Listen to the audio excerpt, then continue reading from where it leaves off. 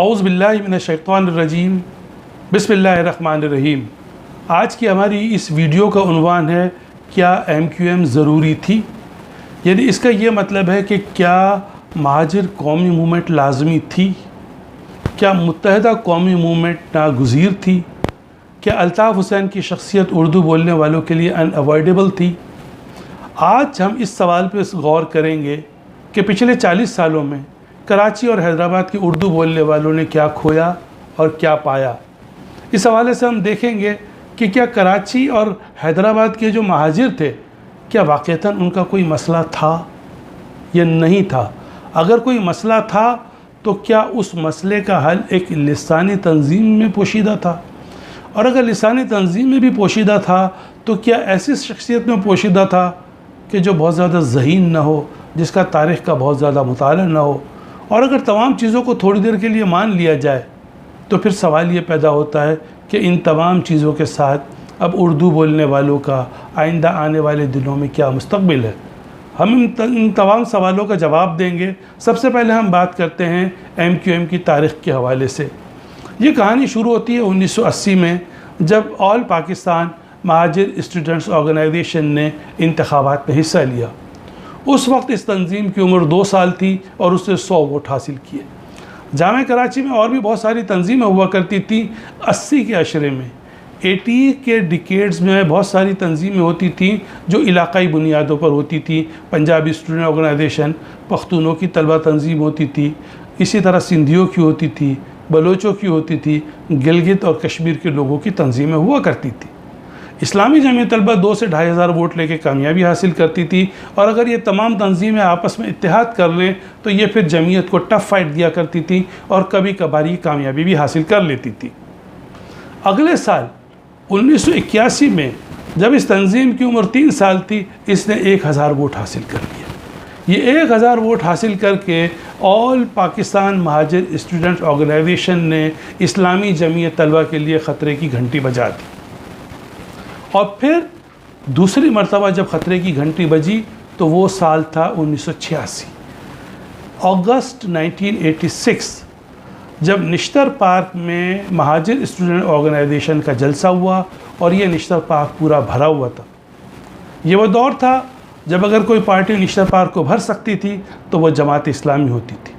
अगर कोई party Nishtar park को भर सकती थी तो वो उस दौर में जमीयत उलमा पाकिस्तान हुआ करती थी, पीपल्स पार्टी हुआ करती थी, और किसी हद तक पाकिस्तान मुस्लिम लीग। लेकिन एक नई तंजीम जिसका नाम लोगों ने नहीं सुना था, जिसके लीडर को कोई नहीं जानता था, हैरान कुन तौर पे अगर पूरे निश्तर पार्क को भर दिया और वो कौमियत और महाजिर कौमियत की बुनियाद पर सियासत कर रही है, तो यकीनन ये ख़तरे की घंटी थी सिंधियों के लिए, पंजाबियों के लिए और पख्तूनों के लिए।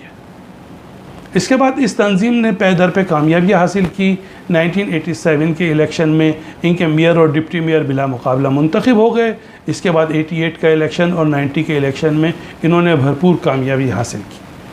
93 के इलेक्शन में इन्होंने कौमी असम्बली के इंतखाबात का बाइकआउट किया, और जब सूबाई असम्बली के इंतखाबात में हिस्सा लिया तो लोग जोक दौर जोक बाहर निकल आए, जो 2 दिन पहले बिल्कुल सन्नाटा हुआ करता था पोलिंग स्टेशंस पे। फिर 97 में भी इन्होंने इंतखाबात में भरपूर कामयाबी हासिल की, लेकिन MQM को टफ फाइट मिली सन 2002 में, जब मुत्तहदा मजलिस अमल ने इंतखाबात में हिस्सा लिया और उन्होंने 6 नशिस्तों से MQM को महरूम कर दिया। उस ज़माने में असदुल्ला भुट्टो, मोहम्मद हुसैन मेहनती, अब्दुल सत्तार अफ़गानी वगैरह ने कराची से कामयाबी हासिल की। और इसके बाद 2 इंतखाबात ऐसे थे कि जिसमें फिर MQM ने ठप्पे की सियासत का आगाज़ किया। उन्होंने पोलिंग स्टेशन को बाकायदा तौर पर कैप्चर करना शुरू किया, और वो इलेक्शन थे 2008 और 2013 के, और इस दौरान इलेक्शन जो बल्दियाती हुए उसमें भी उन्होंने यही किया। अगर MQM की तारीख़ देखें तो उन्होंने हर तंजीम से लड़ाई की, सियासी लड़ाई नहीं बल्कि असले की लड़ाई। उन्होंने दलील को असला बनाने की बजाय असले को दलील बनाया। उन्होंने जमात इस्लामी के लोगों को शहीद किया, पीपल्स पार्टी के लोगों को शहीद किया, इसके अलावा सुन्नी तहरीक और ANP के लोगों से उनके इख्तलाफात हुए। और अगर कौमियत की बात की जाए तो उन्होंने सिंधियों से लड़ाई की, उन्होंने पठानों से लड़ाई की, उन्होंने बलोचों से लड़ाई की और आखिर में उन्होंने अपने ही उर्दू बोलने वाले महाजरों से लड़ाई की। तो ये थी तारीख़ MQM की और आखिर में उनके लीडर ने पाकिस्तान के ख़िलाफ़ नारे लगाकर एक जो आखिरी कील थी ताबूत में वो भी ठोंक दी। अब हम इस सवाल की तरफ आते हैं कि क्या वाकई उर्दू बोलने वालों के कोई मसाइल थे, उनको ज़रूरत थी किसी तंजीम की? हमें एक तरफ से लगता है कि इनके कोई मसाइल थे और अगर दूसरी तरफ से देखा जाए तो हमें लगता है कि मसाइल नहीं थे। 1985 के अगर इलेक्शन को देखा जाए तो हमें अगर नज़र आता है कि इन गैर जमाती इंतखाबात में जब गौस अली शाह वज़ीर आला थे तो 18 वज़रा बने थे सिंध से, इनमें 9 उर्दू बोलने वाले थे और 9 सिंधी स्पीकिंग थे। उर्दू बोलने वालों में अला शमीमुद्दीन थे, जावेद सुल्तान जापान वाला, अतर सिद्दीकी और हैदराबाद से अहद यूसुफ थे। इसका मतलब ये हुआ कि जो MQM नारा लगाती है कि सिंध में होगा कैसे गुजारा, आधा तुम्हारा आधा हमारा, ये MQM के बनने से पहले, MQM के उरूज में आने से पहले 1985 के गैर जमाती इंतखाबात में ये तय हो चुका था। तो एक तरफ से लगता है कि हमें इनकी ज़रूरत नहीं थी। दूसरी तरफ हम देखते हैं कि जो सियासी पार्टियां थीं, क्या लोगों का उनमें गुजारा नहीं होता था? अगर कोई समझता है कि उसे इस्लाम की ज़रूरत है, पाकिस्तान में इस्लामी निज़ाम नाफिज होना चाहिए, तो उसके पास जमात इस्लामी थी। अगर वो समझता था कि इस्लामी निज़ाम के साथ हुब्बे रसूल की बातें होनी चाहिए, ईद मिलादुन्नबी की मजलिसें होनी चाहिए और फिर जुलूस निकलने चाहिए, नात की महफ़िलें होनी चाहिए, तो उसके लिए उस दौर में जमीयत उलमा पाकिस्तान थी। अगर कोई समझता था कि इस्लाम हमारा ज़ाती मामला है, हमें जो है वो अच्छा मुसलमान होना चाहिए, हम जो है वो नमाज़ पढ़ें, रोज़ा रखें, हज करें, ज़कात दें, कुर्बानियाँ दें, बस इस हद तक, तो उसके लिए पाकिस्तान मुस्लिम लीग थी। अगर कोई समझता था कि नहीं, हमें लिबरल और सेकुलर होना चाहिए, मज़हब भी हमारा ज़ाती मामला है और अगर कोई नेकी करता है, ये बुराई करता है, तो उसका किसी और फ़र्द से ताल्लुक़ नहीं होना चाहिए, तो उसके लिए पाकिस्तान पीपल्स पार्टी। यूँ देखा जाए तो किसी लिहाज से भी MQM की ज़रूरत नहीं थी। और जब के इलेक्ट्रिक्स में रेफरेंडम हुए, जो उस ज़माने में KEC कहलाता था, तो उसमें MQM ने कामयाबी हासिल की। तो किसी पंजाबी पख्तून लीडर ने कहा था, जो उस ज़माने में जो पंजाबी पख्तून अलाइंस था, इत्तेहाद था, तो उनके लीडरों ने कहा था कि अगर कराची पुलिस में भी इंतखाबात हो जाएं तो MQM कामयाब हो जाएगी। तो इस लिहाज से हमें लगता है कि MQM की ज़रूरत नहीं थी।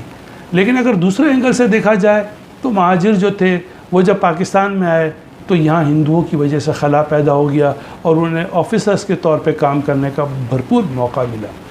लेकिन इसके बाद अयूब खान आए, याह्या खान आए और भुट्टो आए, तो उन्होंने अफसरान की बड़ी तादाद को निकाल दिया। उनमें बहुत बड़ी तादाद जो थी वो उर्दू बोलने वालों की, कराची और हैदराबाद के लोगों की थी और महाजिरों की थी।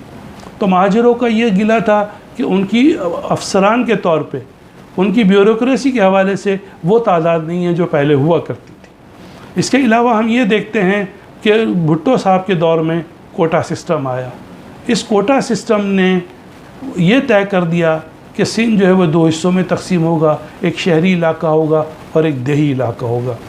शहरी इलाके में कराची, हैदराबाद और सक्खर को शामिल किया गया और सिर्फ 2% कोटा विफाक के तौर पे दिया गया और 40% कोटा सिंध के तौर पे दिया गया। तो इस तरह वो जो नौजवान थे, जिनको कॉलेजेस में दाखिला नहीं मिल रहा था, जिनको फिर जॉब्स नहीं मिलती थी, उनकी शिकायत पैदा हुई। फिर दूसरी तरफ सनतकारों की शिकायत पैदा हुई कि हमें पंजाबियों के मुकाबले में, पख्तूनों के मुकाबले में और सिंधियों के मुकाबले में जो हमारे मुकाबले के सनतकार हैं, चूँकि हम दफातर में जाते हैं तो हमें लेवल प्लेइंग फील्ड नहीं मिलती। वहाँ उनके जानने वाले होते हैं, हमारे जानने वाले नहीं होते। लिहाजा एक लिहाज से देखा जाए तो महाजिरों का वाकई कोई न कोई मसला था। लेकिन अब सवाल ये पैदा होता है कि क्या मसले का ये हल था कि एक लिसानी तंजीम बनाई जाए? हम इस पर आगे भी गुफ्तगू करेंगे। अगर आप अब तक ये वीडियो देख चुके हैं और आपको ये वीडियो पसंद आ रही है तो प्लीज़ इसे लाइक कीजिए, शेयर कीजिए और सब्सक्राइब कीजिए, ताकि आइंदा भी हमारी जो दूसरी वीडियोज़ हैं वो भी आपको मिलती रहें। तो सवाल ये पैदा होता है कि क्या अगर उर्दू बोलने वालों का कोई मसला था तो इसका हल कोई लिसानी तंजीम था? अगर हम दूसरी आबादियों की तरफ देखें, दूसरी कौमियतों की तरफ देखें, तो चाहे पंजाबी हों, चाहे सिंधी हों, चाहे पख्तून हों, उन्होंने कभी भी कौम परस्तों को वोट नहीं दिया। सराइकी की तहरीक को लेकर ताज मोहम्मद लंगा साहब चलते रहे, लेकिन उन्हें वोट नहीं मिले। GM सैयद 1947 से काम करते रहे, लेकिन सिंधियों ने उन्हें वोट नहीं दिया। इसी तरह हम देखते हैं कि पख्तूनों में खान अब्दुल वली खान एक बड़े लीडर थे, लेकिन उनको कभी खैबर पख्तूनख्वा में 10-15% से ज़्यादा वोट नहीं मिले। तो सवाल ये पैदा होता है कि उर्दू बोलने वाले कराची और हैदराबाद के बाशूर महाजिर जो ऐसे शहरी इलाकों से आए थे जो बड़े डेवलप थे, जो बड़े तरक्की याफ्ता थे हिंदुस्तान में, उन्होंने एक लिसानी तंजीम को वोट क्यों दिया? मौर्रिख कलम हाथ में पकड़े इनके इस सवाल का मुंतज़िर है।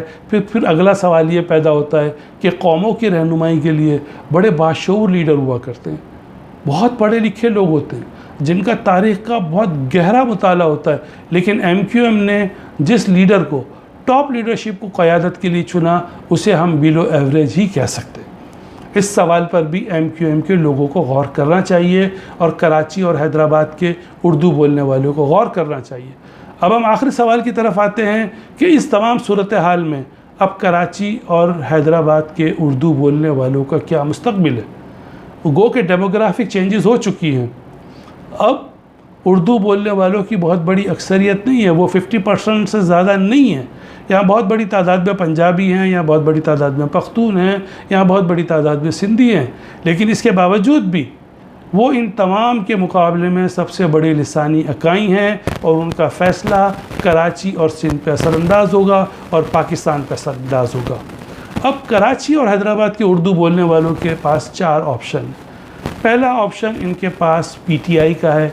PTI इस वक्त सिंध की जो शहरी इलाके हैं उनकी सबसे बड़ी पार्टी है। कराची और हैदराबाद के लोगों ने इन्हें वोट दिया। PTI ने 2 मरतबा 2-2, 2.5 लाख के जलसे किए हैं बड़े बड़े, लेकिन उनकी वो गिरफ्त नहीं है।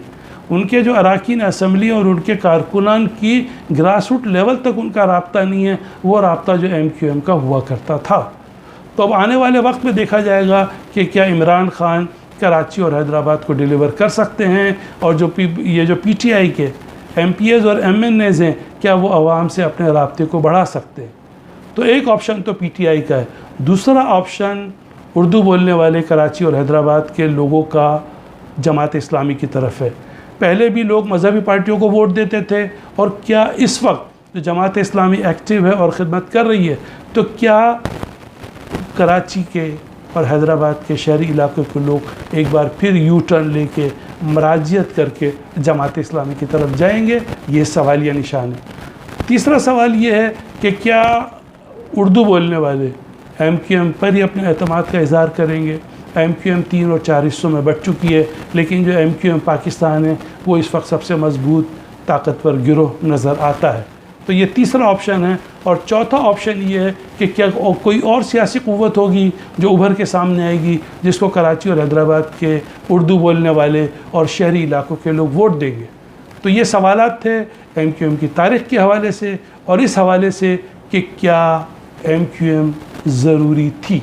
आपसे एक बार फिर गुजारिश है कि अगर आपको ये वीडियो पसंद आई है तो इसे लाइक कीजिए, शेयर कीजिए और सब्सक्राइब कीजिए बेल आइकॉन के साथ, ताकि हमारी दूसरी वीडियोस भी आपको मिलती रहें।